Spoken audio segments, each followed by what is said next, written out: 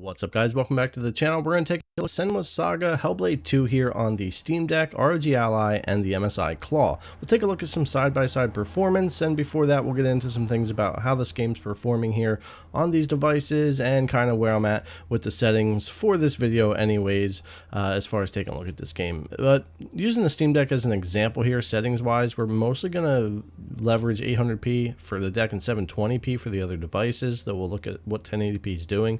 FSR for the AMD devices and XeSS for the Claw, and low preset for the settings, though you can go in here and change things around how you like or go to medium.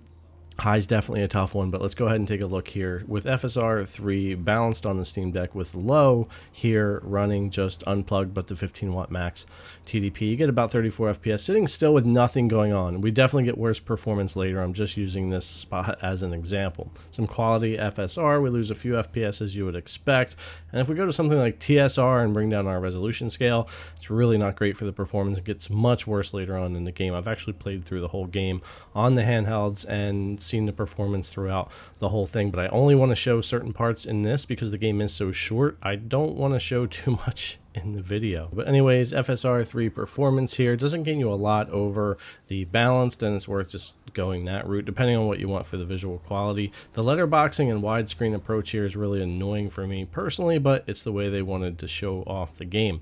Now, using the Steam Deck as an example, but it'll certainly be the same on the other devices, jumping to medium, you'll lose anywhere from 5 to 10 FPS, and it does get worse later on in the game. This is a showcase game for Unreal Engine 5, and these devices aren't really made to run games like this at medium to high settings, even though you can get away with it some. And of course, high on any of these devices from the Steam Deck or the Ally or the Claw, it's going to suffer trying to play the game. Even though it is a cinematic experience here, they'll all be down in the teens or lower when things get busy later on, and in other areas of the game, performance is definitely going to dip lower than that. But yeah, anyways, that's kind of what's going on with the performance for these guys when it comes to this. And over on the ROG Ally at 1080p, again, in this spot where nothing's going on in the beginning of the game, it gets much worse later. 1080p is very hard to get going and keep the frame rate up unless you're okay with being in the 20s a lot of the time. But 720p, you are able to get enough overhead to kind of help with a lot of that, though it's not a guaranteed 30.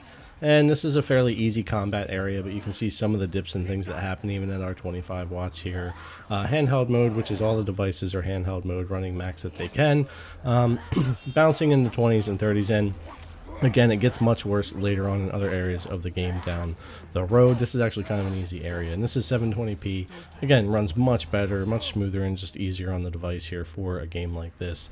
You can see here with really not much going on at 1080p, down to 25 FPS with nothing going on, but up to about 34, 35 if we just switch over to that 720p here with all those same settings. And for the MSI Claw, it's pretty much the same thing at 1080p, but using XeSS instead of FSR because that's native to ARC and does work better. We're 31, 32, but again, that does dip later on. But if we go to 720p, which I think is the way to go for this Unreal Engine 5 game, you get that performance. And same thing in this area with the Claw as the Ally, 25 FPS or so at 1080p with nothing going on. A little jump up here if we go to 720p. So I just think handheld mode here, 720p, low settings, max TDP, all these devices can do. So let's get in at the comparisons and take a look at the performance a little bit for these guys.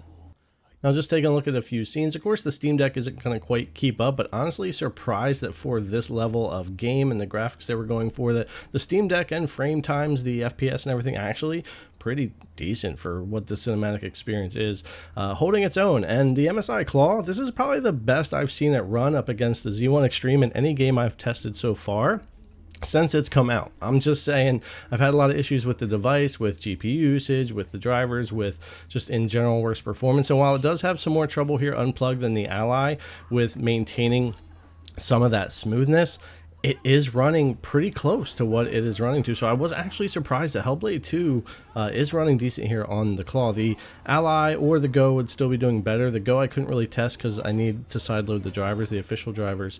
The game crashes, but it does run well on the sideloaded drivers. So yeah, holding its own there, the Claw, and the Steam Deck honestly too, for what it is. For this Unreal Engine 5 game, I feel like it's holding pretty well too. You can see the frame time dips and different stutters and things here, even in combat when more is going on here. But ultimately, I think all the systems considering handled it fairly decently for what we consider a tech showcase for Unreal Engine 5 here. Another scene here where the deck is going to run, what, 33, we're at 41 on the Ally, 38 on the Claw. Again, very similar, very close here, all of them handheld mode, running max TDP that they can, 4 gigs of VRAM on the deck and the Ally, and of course only auto on the Claw there. And again, we get some more stutter and stuff on the Claw unplugged than we do the other devices.